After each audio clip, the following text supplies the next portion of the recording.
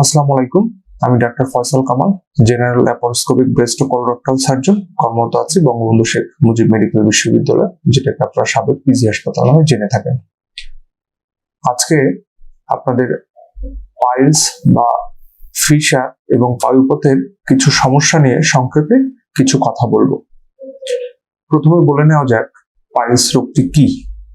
এটা আমাদের বাংলাদেশের মানুষ, শিক্ষিত অশিক্ষিত, কম শিক্ষিত অর্ধশিক্ষিত, সবাই এ বিষয়ে কম বেশি আমরা ধারণা রাখি পাইলস রোগটি সম্পর্কে, কিন্তু সঠিক ধারণার যথেষ্ট অভাব রয়েছে আমাদের ভেতরে। প্রথমত বলে নেওয়া যাক পাইলস রোগটি কি। পাইলস রোগটি হচ্ছে আমাদের পায়ুপথের ভেতরে কিছু কুশন থাকে, যেটাকে আমরা অ্যানাল কুশন বলে থাকি। এই অ্যানাল কুশনটি যখন শক্ত মলত্যাগের কারণে অথবা অন্য কোনো কারণে এটা ছিঁড়ে যায়, তখন মলত্যাগের সময় অনেক বেশি পরিমাণে রক্তক্ষরণ হয়। এটাকে আমরা সাধারণত পাইলস বলে থাকি। এই অ্যানাল কুশন আমাদের সবারই আছে, স্বাভাবিকভাবে আছে। যখন এটি ক্ষতিগ্রস্ত হয় তখন এটা পাইলস রোগের সৃষ্টি করে। এখন জেনে নেওয়া যায় পাইলস রোগের আসলে উপসর্গগুলো কি কি। পাইলস রোগটি ক্ষেত্রে প্রথমে দেখা যায় একটা তাজা রক্ত পায়খানার আগে বা পরে এটা ক্ষরণ হয় এবং সাধারণত এটি পেইনলেস মানে ব্যথা মুক্ত থাকে। এটাতে খুব বেশি পরিমাণ ব্যথা অনুভব হয় না, তবে মাঝে মাঝে এটা ব্যথার উদ্রেক করতেও পারে। এছাড়া আমাদের যাদের দেখা যায় নিয়মিত ধরনের কোষ্ঠকাঠিন্য রোগে ভুগছেন, তাদের ক্ষেত্রেও এটা আমরা কমনলি পাইলসের সাথে পেয়ে থাকি। এখন জেনে নেওয়া যাক পাইলস রোগটি আসলে হলে আমাদের কি করা উচিত এবং কি কারণে নরমালি এটি হয়ে থাকে। পাইলস রোগটি আসলে যাদের অনেকদিন যাবৎ কোষ্ঠকাঠিন্য রোগে ভুগছেন, তাদের ক্ষেত্রে এটি কমনলি দেখা যায়। এছাড়া কিছু শারীরিক অন্যান্য রোগের কারণেও পাইলস রোগটি দেখা যেতে। পাইলস রোগটি হলে আমরা নরমালি বা সাধারণত যেটা রোগীরা বলে থাকেন যে পায়ুপথের পায়খানার সময় যে বেশ রক্তক্ষরণ হয়েছে এবং এই রক্তক্ষরণটি বেশ অস্বাভাবিক মাত্রায়, এবং এটাকে তাজা রক্ত বা কাটা মুরগির মতো রক্ত বলা হয়ে থাকে। এবং এটা দেখে অনেকে আমরা ভয় পেয়ে যাই এবং দেখা যায় যে এটা সাময়িক ভাবে আবার বিরত থাকে, এটা আবার কিছুদিন পরে আবার রক্তক্ষরণটা শুরু হয় এবং এটা দিনে দিনে বাড়তে থাকে। এই পাইলস রোগটি হলে আমরা সাধারণত কি করে থাকি।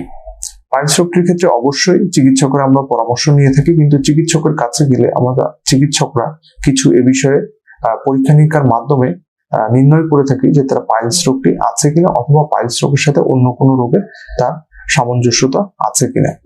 পাইলস রোগটির ক্ষেত্রে আমরা নরমালি পায়ুপথের প্রক্টোস্কোপির মাধ্যমে একটা সাধারণ পরীক্ষার মাধ্যমে আমরা নির্ণয় করে থাকি যে তার পাইলস রোগটি আছে কিনা।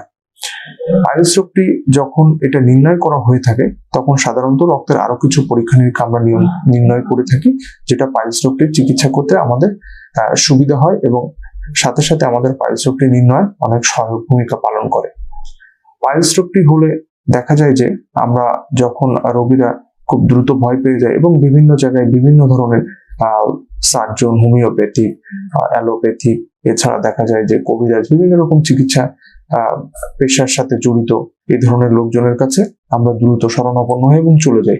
কিন্তু বলে রাখা ভালো, পাইলস রোগটি আসলে চিকিৎসা অবশ্যই সার্জনের কাছে যেতে হবে, এবং সেটা জেনারেল বা কোলোরেক্টাল সার্জন, যার কাছে আপনি যেয়ে থাকেন।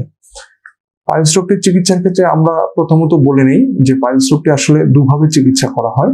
প্রথমত দেখা যায় যে পাইলস রোগটির ক্ষেত্রে আমরা কনজারভেটিভ একটা ম্যানেজমেন্ট প্রথমত দিয়ে থাকি। সেটা হচ্ছে যে আমরা কিছু ওষুধপত্র দিয়ে থাকি এবং লাইফস্টাইল মডিফিকেশনের কথা বলে থাকি। লাইফস্টাইল মডিফিকেশনের প্রথমত আমরা বলে থাকি যে আঁশযুক্ত খাবার বেশি খাওয়া, বেশি রিচ ফুড না খাওয়া, কোষ্ঠকাঠিন্য হয় এরকম জাতীয় খাবার থেকে দূরে থাকা, প্রচুর পরিমাণ পানি পান করা এবং শরীরে হাইড্রেশন মেনটেন করা। এবং যাদের দেখা যায় নিয়মিত ভিত্তিতে টয়লেট হচ্ছে, বাথরুম হচ্ছে, তাদের ক্ষেত্রে দেখা যায় পাইলস রোগটি হওয়ার সম্ভাবনা খুবই কম থাকে। দেখা যায় যে যারা অনেকদিন যাবত কোষ্ঠকাঠিন্য ভুগছেন, তাদের ক্ষেত্রে পাইলস রোগটি সাধারণত হয়ে থাকে এবং পাইলস রোগটি হওয়ার সাথে সাথে আমরা এই লাইফস্টাইল মডিফিকেশনগুলোর পরামর্শ দিয়ে থাকি। এই লাইফস্টাইল মডিফিকেশনের ছাড়াও কিছু ওষুধপত্র আমরা এখানে ব্যবহার করে থাকি। সেগুলোর ক্ষেত্রে আমরা পর্যাপ্ত চিকিৎসা পদ্ধতি আমরা ব্যবহার করে দেখি যে তার কোনো ইমপ্রুভমেন্ট হচ্ছে কি হচ্ছে না। এখন দেখা যায় যে এখন পাইলস একটা রোগের বা তারপরে দেখা যায় যে পাইলস রোগটি আমরা কনজারভেটিভ চিকিৎসার মাধ্যমে চিকিৎসা করছি, কিন্তু তার কোনো উন্নতি হচ্ছে না, রোগীর কন্ডিশনও দিন দিন খারাপ হচ্ছে বা রোগীর রক্ত স্বল্পতায় ভুগছে, সেক্ষেত্রে আমরা সরাসরি তার সার্জিক্যাল অপশনে বা চিকিৎসা পদ্ধতিতে চলে যাই। এটা সবচেয়ে স্থায়ী পদ্ধতি। সেক্ষেত্রে আমরা অনেক ধরনের সার্জিক্যাল পদ্ধতির ভেতর সাথে আমরা জড়িত বা পরিচিত। এর মধ্যে প্রথমত দেখা যায় যে আমরা ওপেন সার্জারি করে থাকি বা পাইলস গুলো আমরা কেটে দিই। সেক্ষেত্রে দেখা যায় ওই পাইলসটা নর্মালি তৈরি হয় না বা ওই জায়গাটা আপনার পাইলস হওয়া থেকে বন্ধ হয়ে যায় বা বিরত থাকে। পরবর্তীতে দেখা যায় যে এখন আধুনিক যুগে আমরা আরো অনেক ধরনের চিকিৎসা পদ্ধতি বা সার্জিক্যাল পদ্ধতির সাথে অলরেডি পরিচিত এবং আমরা নিয়মিত ভিত্তিতে এটা করছি। সেগুলোর ভিতর অন্যতম হচ্ছে আমরা লেজার সার্জারি করে থাকি, এবং সেটার ক্ষেত্রে দেখা যায় যে সুবিধা হচ্ছে পেইনলেস থাকে এবং রোগী পরের দিনে আশা করি নর্মালি বাড়ি চলে যেতে পারে, এবং সেক্ষেত্রে দ্রুত কার্যক্রমে তার ফিরে যেতে পারে এবং খুব দ্রুত সুস্থতা বা রিকাভারি রোগী ফিল করে। আরেকটা সার্জিক্যাল অপশন আছে, সেটা হচ্ছে হেমোরয়েডেক্টমি, যেটা স্ট্যাপল হেমোরয়েডেক্টমি বলা হয়ে থাকে। এটার ক্ষেত্রে আমরা এক ধরনের ডিভাইস ব্যবহার করি। এই ডিভাইসের মাধ্যমে পাইলসটি আমরা সরাসরি কেটে নিয়ে আসি এবং সেক্ষেত্রে কোনো হাতের কোনো সেলাই বা সূচারের প্রয়োজন পড়ে না। এটা মেশিন দিয়ে সরাসরি কেটে চলে আসে এবং আমরা পাইলসটি আমরা সরাসরি বাইরে বের করে নিয়ে আসতে পারি এবং পরবর্তীতে ওখানে পাইলস হওয়ার সম্ভাবনা একদমই থাকে না। কোন পদ্ধতিতে সার্জারি হবে বা কোন রোগীর জন্য কোন সার্জারি বা কোন চিকিৎসা পদ্ধতিটি আসলে প্রয়োগ করা হবে, সেটা আসলে একজন বিশেষজ্ঞ সার্জনই নির্ণয় করে থাকেন এবং তিনি আসলে অ্যাডভাইস করে থাকেন, তিনি উপদেশ দিয়ে থাকেন কোনটা কার জন্য প্রযোজ্য। এবং প্রথমত সর্বপ্রথম যেটা দেখা যায় যে একজন সার্জন, কলোরেক্টাল সার্জন বা জেনারেল সার্জনের কাছে গেলে আমরা নর্মালি সাধারণত আমরা নির্ণয় করে থাকি তার পাইলসটি কোন ডিগ্রি বা কোন ভ্যারাইটিতে আছে। এখানে 4টা ভ্যারাইটি আমরা দেখি, 1st degree, 2nd degree, 3rd degree, 4th degree. এগুলো আসলে চিকিৎসক আসলে নির্ণয় করেন যে তার জন্য কোনটা উপযুক্ত। পাইলস অপারেশনের পরে নর্মালি দেখা যায় যে অনেকে আমাদের কাছে প্রশ্ন করে থাকেন যে আসলে পাইলস সার্জারি করলাম, এটা আবার হবে কিনা স্যার। আসলে সত্য কথা বলতে, যে পাইলসটা অপারেশন করা হয়েছে সঠিকভাবে অপারেশন করলে সেখানে পাইলস হওয়ার সম্ভাবনা একদমই নাই বা নাই বললেই চলে। তবে অন্য জায়গায় আবার অনেক সময় তৈরি হতে পারে যদি তার পূর্বের যে কারণে পাইলসটি তার তৈরি হয়েছে সেই কারণগুলো থেকে সে দূরে না থাকে বা বিরত থাকে। সো আশা করছি খুব অল্প কয়েকটি কথার মাধ্যমে পাইলস রোগের সম্পর্কে একটা ধারণা দিতে সক্ষম হলাম। আশা করছি কোনো প্রশ্ন থাকলে আমাদেরকে অবশ্যই জানাবেন।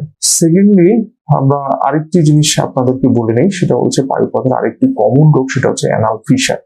অ্যানাল ফিশার জিনিসটি হচ্ছে পায়ুপথের যে আমরা একটা সরু পথ, এই সরু পথের ভিতরে যদি দেখা যায় যে কোনো ফাটল তৈরি হয়, এই ফাটল তৈরি হওয়াটার পরে আসলে ওখান থেকে প্রচন্ড পরিমাণ ব্যথা অনুভব হয় এবং রোগী পায়খানা বা মলত্যাগ করার সময় প্রচন্ড পরিমাণ ব্যথা অনুভব করে। সেক্ষেত্রে খুব অল্প পরিমাণ ব্লিডিং আসতে পারে বা নাও আসতে পারে, তবে ব্যথাটা কমনলি থেকে থাকে।